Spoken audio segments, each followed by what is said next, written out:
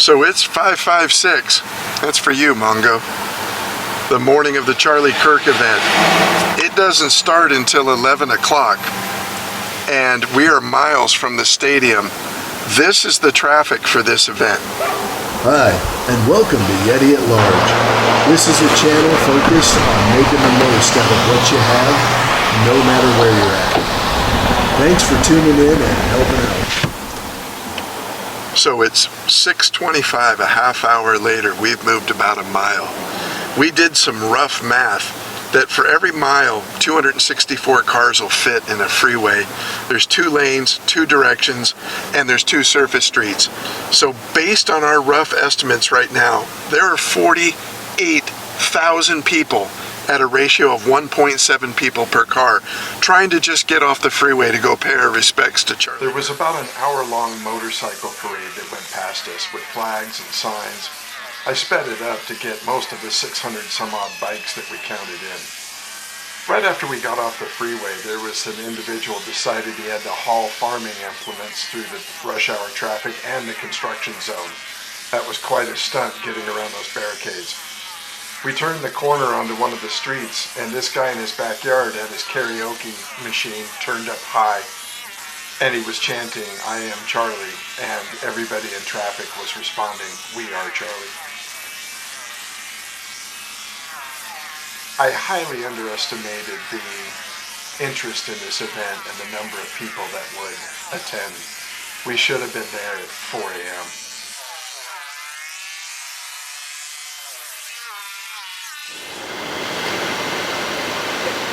3.5 hours to go 3.5 miles. We saw online that some people are estimating the crowd size in excess of 300,000 people.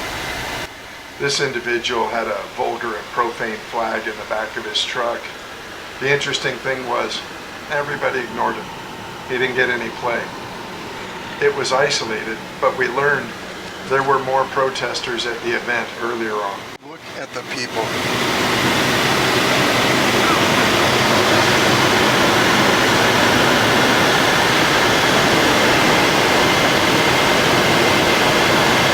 That's the line. That's the queue to get in.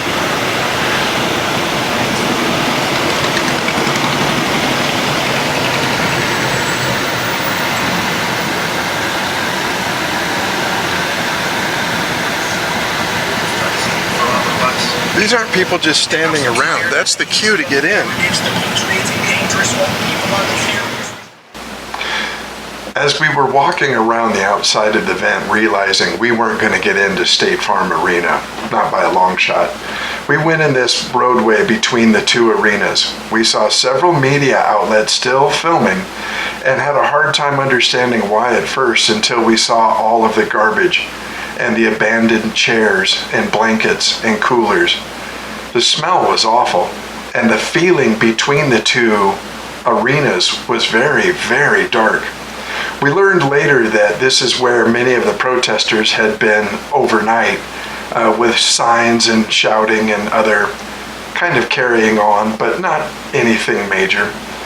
The facilities in the city were instantly trying to clean the mess up, but we were taken back by just the amount of garbage.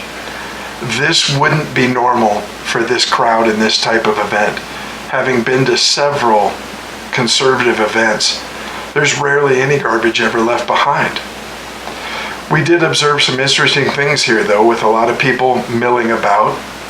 The Catholics were marching with their banners and did a lovely job. We'll see more of them later. There were many, many young men in suits, white Oxfords and red ties, filming segments for their social media, we imagine. That was nice to see, considering the humidity and the heat back there. There were some odd signs, piles of garbage, vendors selling shirts and merch. I just couldn't get over the amount of garbage and the abandoned camping style equipment. A lot of police back there. Everybody basically doing their thing without any problems. The few individuals that did remain with signs of protest or signs of consternation were being very peaceful and keeping to themselves. and we enjoyed this experience from the outside looking in. Now, we had heard the numbers far exceeded anybody's expectation, and our game plan at this point was to head to the overflow arena to watch the event on the Jumbotron and enjoy it that way. One of the interesting things I did notice, though, is all of the vendors selling merchandise didn't seem to be official or licensed by any measure. And there were some other pieces of merchandise that had made its way around Arizona in previous years. I don't really support any of that in the spirit of the event, but a lot of people found it interesting, and the vendors down there used to the games, gotta make a buck. So anyway, we headed on around to see the crowds in the arena and just generally take in the atmosphere. You'll note this individual holding the sign here. We kind of pixelated it because it may not be appropriate for the video, but he stands out in the crowd just because he's doing his own thing and kind of inconsistent. I noticed the police were keeping an eye on him, but as long as he kept to himself, nobody fiddled with him. The sanitation department was doing an excellent job of cleaning the street, and by the time the event was over, all of that garbage that you observed had been broomed and brushed off the street. Well done, City of Glendale. As we're walking up, we double-checked our instructions to make sure that we had our QR codes to get in. We said thank you to the numerous groups of law enforcement from every corner of the state and every agency there to support. We observed how nice it was to see families with small children walking about. And I thought long and hard about the explosive growth that Turning Point USA is going to be experiencing. We figured that the presidential motorcade was close to arriving. That looks a lot closer than they actually are. And there's more smoke.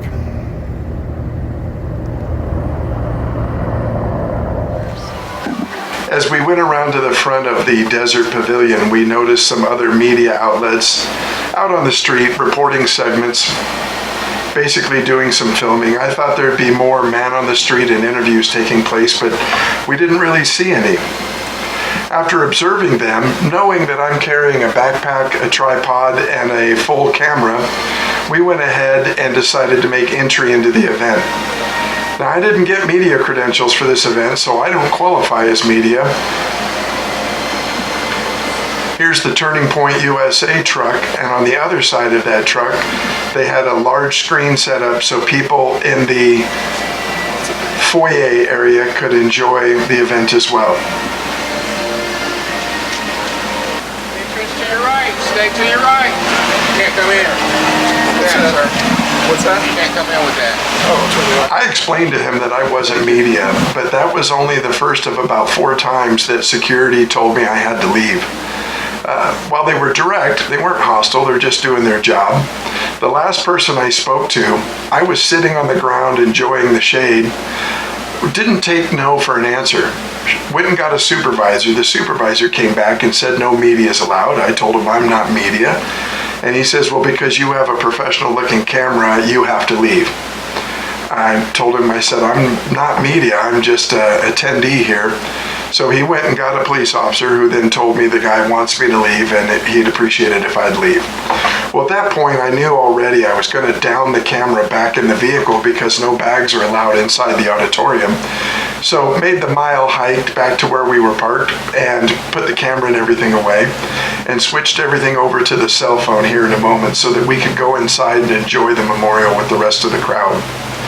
One of the things I find interesting here is how fast the line is moving, how well everybody's getting along, and the general lighthearted atmosphere of the whole line. Let's work our way through the line and then we'll step inside.